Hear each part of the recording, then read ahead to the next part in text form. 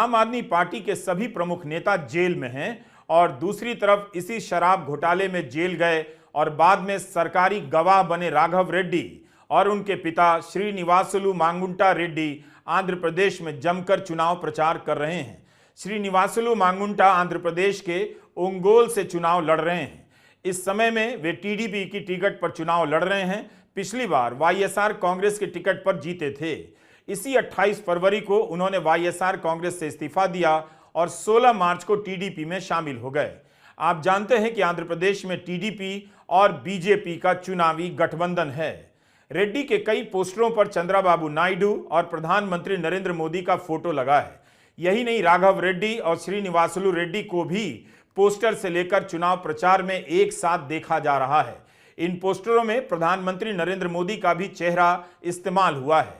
दिल्ली शराब घोटाले के सरकारी गवाह राघव रेड्डी अपने पिता के चुनाव प्रचार में काफी सक्रिय नजर आ रहे हैं। अगर राघव रेड्डी और श्रीनिवासुलु रेड्डी के पोस्टर पर प्रधानमंत्री मोदी की तस्वीर होगी तो क्या इसे गारंटी के तौर पर नहीं देखा जाएगा कि आपने केजरीवाल का नाम लिया, आप प्रचार करो, केजरीवाल को जेल में रहना होगा।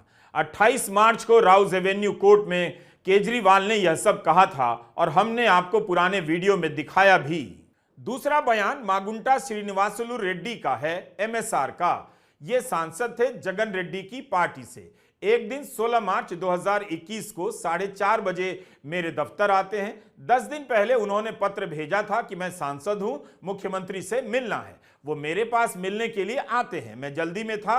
वे आकर कहते हैं कि दिल्ली में फैमिली चैरिटेबल ट्रस्ट खोलना है। मैंने कहा जमीन हमारे अंडर नहीं आती है, एलजी साहब के अंडर आती है। आप मुझे चिट्ठी दे दीजिए, मैं एलजी साहब को फॉरवर्ड कर दूंगा बस। 16 सितंबर 2022 को उनके घर पर रेड होती है। उनसे पूछा जाता है कि क्या आप केजरीवाल से मिले? वो कहते हैं हाँ मैं मिला। मैं उनसे फैमिली ट्रस्ट के लिए जमीन मांगने गया था। ये 16 सितंबर 2022 को सेक्शन 17 में दर्ज हुआ बयान है। ईडी इससे खुश नहीं होती है। 5 महीने के बाद उनके बेटे को 10 फरवरी के दिन गिरफ्तार कर लिया जाता है। उसके बावजूद अपने स्टेटमेंट पर कायम रहते हैं। 5 महीना जब बेटा गिरफ्तार होता है, जेल में रहता है, तो बाप टूट जाता है। 16 जुलाई को अपना बयान बदल लेते हैं। 18 जुलाई को बेटा छोड़ दिया जाता है। उसके बाद उनका कोई स्टेटमेंट नहीं होता। जैसे ही उन्होंने मेरे खिलाफ स्टेटमेंट दिया, बेटा भी छूट गया और स्टेटमेंट लेने भी बंद हो गए और 3 अक्टूबर को उनका माफीनामा भी हो गया।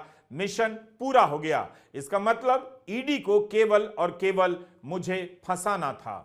इस बयान के आधार पर एक तस्वीर तो नजर आती है। पहले राघव रेड्डी जेल जाता है, फिर जेल से बाहर आने के लिए केजरीवाल का नाम लेता है। उसमें भी लेन देन का कोई स्पष्ट आरोप नहीं है। लेकिन केजरीवाल जेल में और बाप बेटा चुनावी मैदान में।